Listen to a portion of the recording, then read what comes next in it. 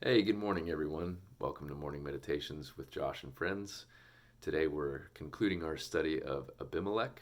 We've been in the study of Judges for a few weeks, and if you're following along, Abimelech is the bastard son of Gideon who killed his 70 brothers in order to usurp power for himself, becoming the leader of the city of Shechem, who helped him kill his brothers by giving him funds and resources and things with which Abimelech hires worthless and reckless men to be his posse. So he's a dude of bad character, right? Not a good guy.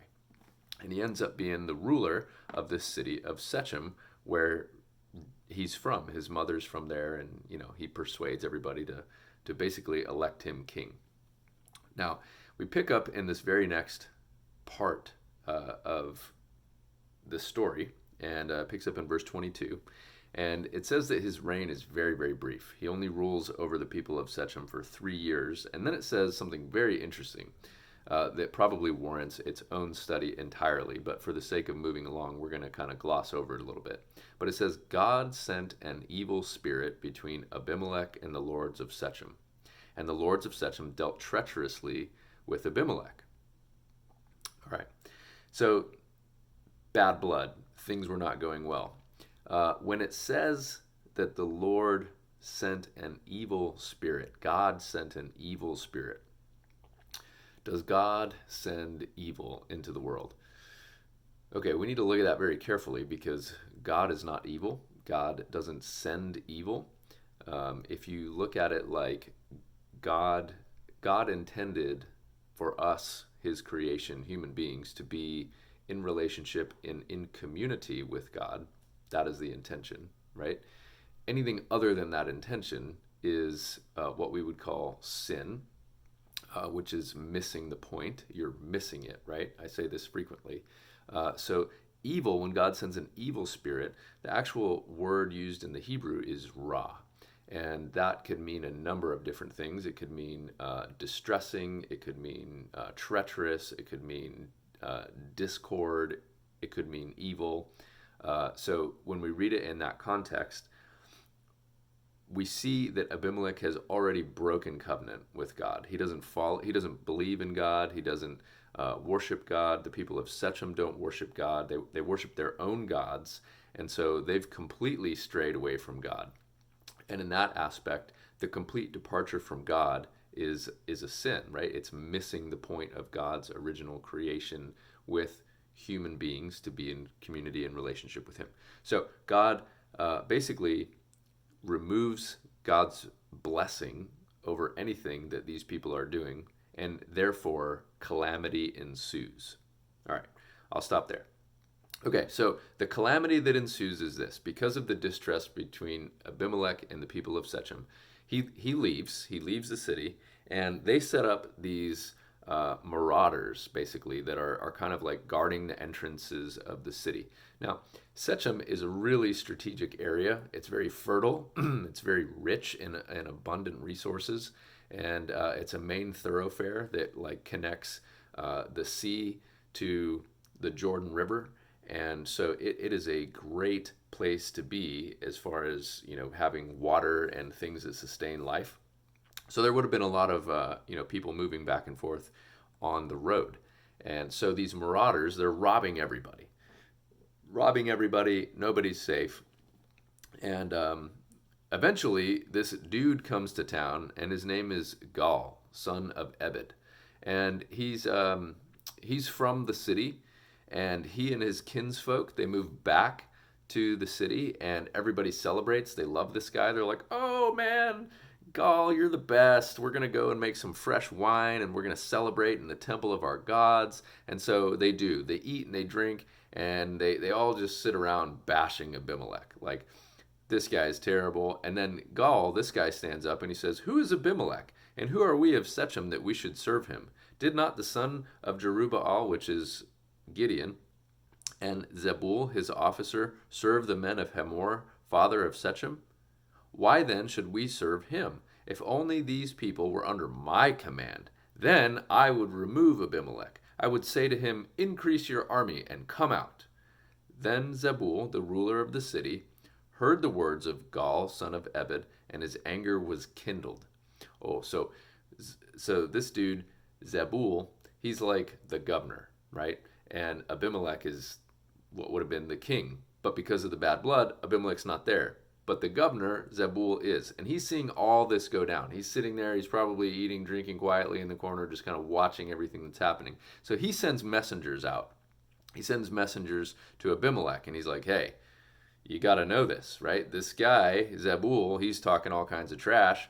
And he wants to take the city back. And he's getting the people all stirred up against you. And, bad things are coming, man. So here's what I recommend. I think you guys need to get here now, like right now. Get up in the middle of the night, come here, stage your forces around the city, and just lay in waiting, and I'll take care of the rest. So Abimelech does that. He gets the message. Immediately in the middle of the night, they go and they surround the city in these various formations and things. And then the next day, Zebul says to this guy, Gaal, he's like, hey, check this out. Like, what's that over there? They're all standing kind of at the city entrance, and Gaal's like, oh yeah, oh wow, those look like forces like coming down the mountains, because it's the city surrounded by mountains, towards us. And Zebul's like, nah, your eyes are playing tricks on you. It's just the shadows.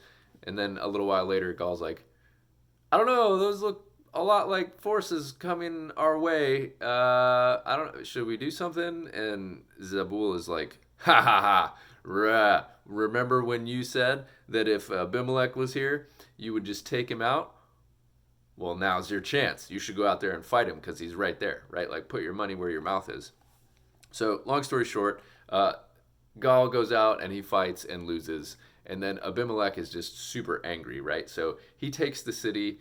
He kills everybody in it. It says he sows salt into the earth, which is that's like the worst thing you could do to a city, right? You just destroy its capability to have fruitful soil by putting salt into the earth. Like that, you're like condemning the city there.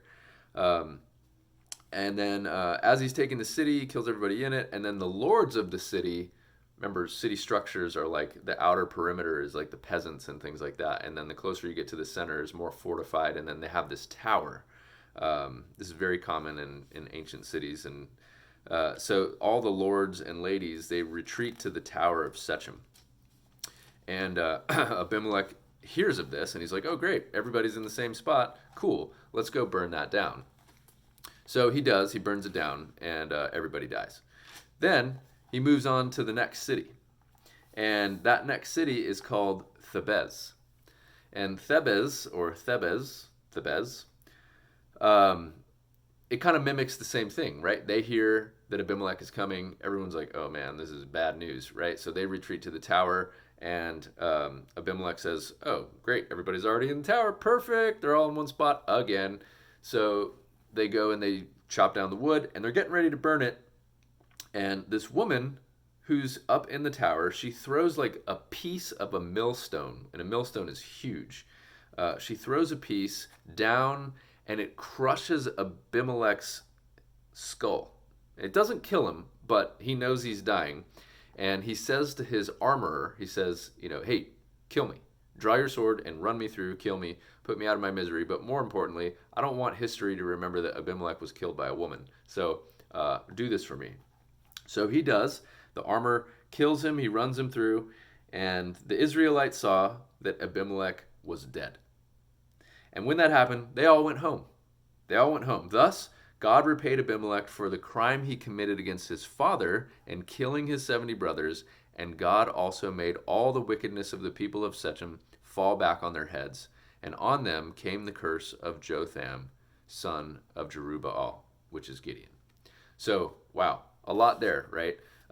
We see that no bad deed goes unpunished in this story, and it's a really interesting study to see how